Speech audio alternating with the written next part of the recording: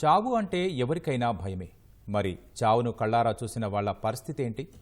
బతికున్నంత కాలం అదో పీడకలే. కంటి పాపను కోల్పోయిన తల్లిదండ్రులు, అమ్మానాన్నల్ని పోగొట్టుకున్న బిడ్డలు, భార్యల్ని కోల్పోయిన భర్తలు, ఇలా నా అనుకున్న వాళ్లను కళ్ళు మూసి తెరిచేలోగా కడలి గర్భంలో కలిపేసింది సునామీ. నెల్లూరు జిల్లాలో దాదాపు 20 మందిని మింగేసింది. 20 ఏళ్లైనా గంగమ్మ ప్రకోపం గుర్తొస్తే హడలిపోతున్నారు గంగపుత్రులు.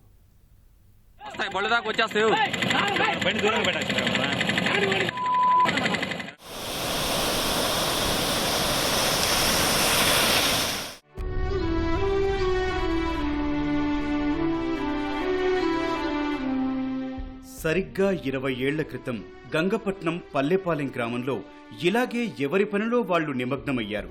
కానీ ఇప్పుడున్న ప్రశాంతత ఆ క్షణంలో లేదు.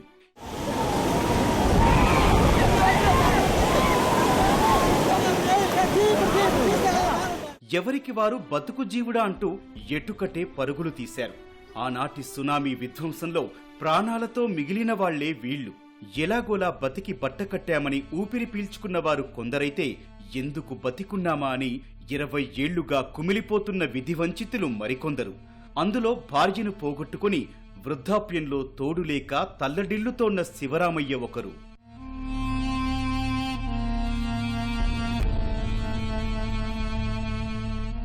తొమ్మిది గంటలకు నేను మా వాళ్ళు నా భార్య వాళ్ళు ఉన్న బట్టల దగ్గర పోతున్నా.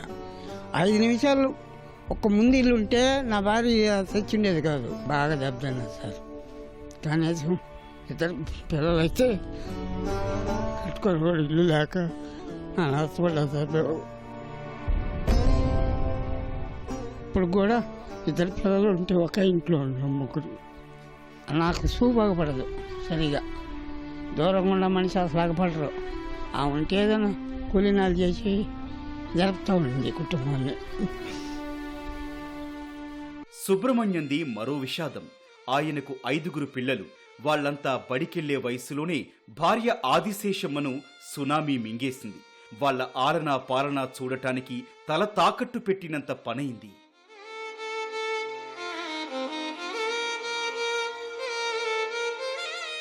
ఇటగా తోసేసింది ఎల్లవ. అటు పోయి చూసేలేకే ఆడ పడిపోయింది మా భార్య. మా పాపే చిరుకట్ట కట్టమిడి తేలేసింది.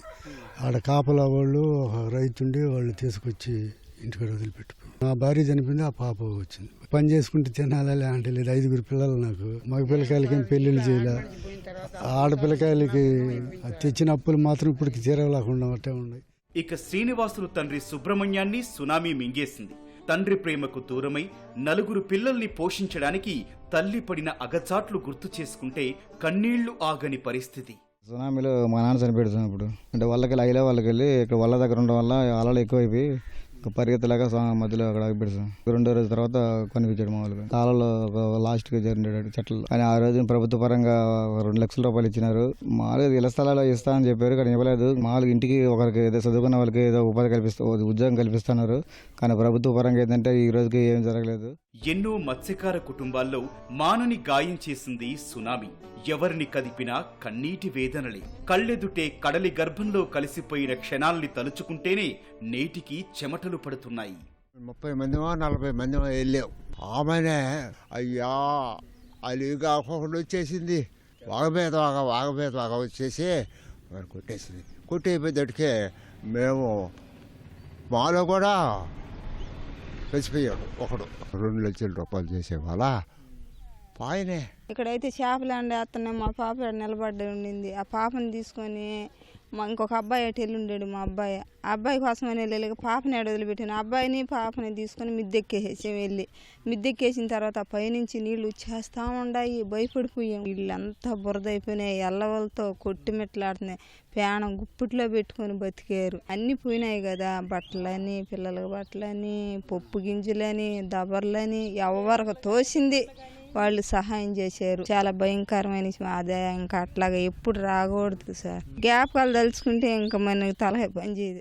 నెల్లూరు జిల్లా ఇందుకూరుపేట మండలం పల్లెపాలెం, పట్టపుపాలెం, గంగపట్నం పల్లెపాలెం, రాముడుపాలెం, కుడితిపాలెం, పల్లెపాలెం, మైమాడుపాలెం, కృష్ణాపురం, కొల్లిమిట్టపాలెం తీర ప్రాంత గ్రామాలకు సునామీ కాళరాత్రి మిగిల్చింది. కంటి బిడ్డలను కాపాడుకోవడానికి కడలి కెరటాలకు ఎదురొడ్డి బలైన వారు కొందరైతే బతికున్నవారు నేటికీ సముద్రం ఉరిమితే బిక్కుబిక్కుమనే పరిస్థితి.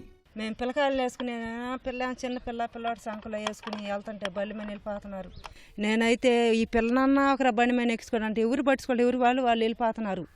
నేనైతే ఈ పిల్లకాయలు నేను దాటేసుకుంటానా దీంట్లో పడిపోతామానని ఏడ్చుకుంటా వెళ్ళి ఆ దెబ్బ ఎక్కాము. ఈశ్వరుడు శివాలయం అండ్లా ఆడకి వెళ్ళాము. వెనక తిరిగి చూడబోలేకే ఈ రోడ్డు ఎటు గమ్మేసింది.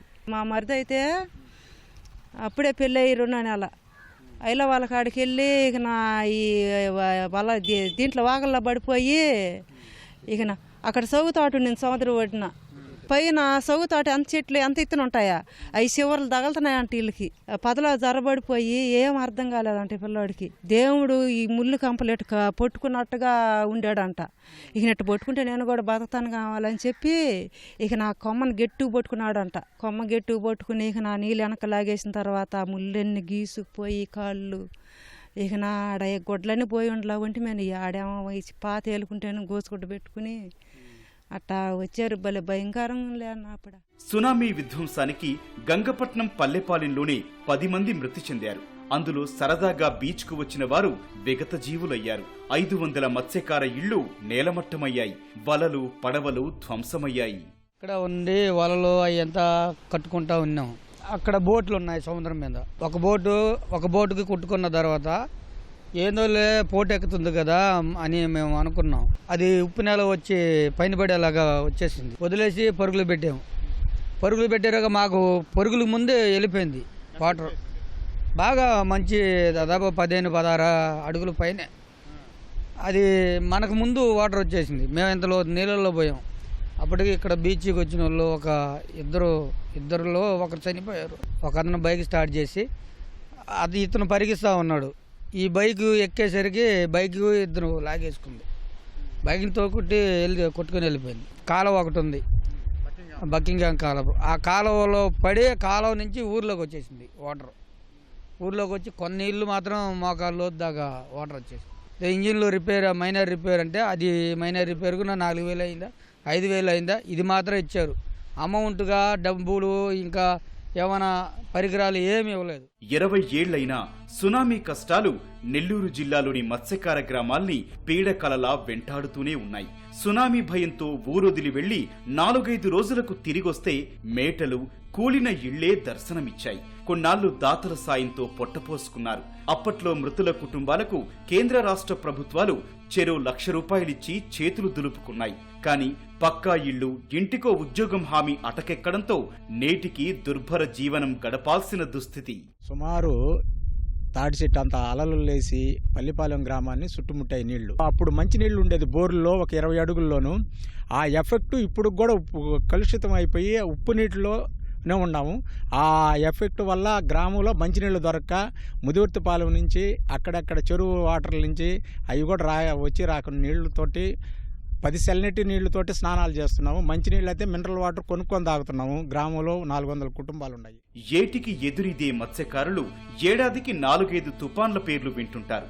అలాంటి వారు జీవితంలో ఎప్పుడూ వినకూడని పదమేదైనా ఉందంటే అది సునామీనే. చూస్తున్నాం మనం గంగపట్నం పల్లెపాలెంలో వీరబ్రహ్మాంజ స్వామి గుడి. ఆ సునామీకి అప్పుడు ఒక విగ్రహం ఉంది. ఆ విగ్రహంతో సహా సునామీది కొట్టుకుపోయిన జ్ఞాపకాలు నేటికి కూడా ఇక్కడ గుర్తులుగా ఉన్నాయి. గంగపట్నం పల్లెపాలెం నుంచి cameraman Suryaprakash Rajarao, ETV news.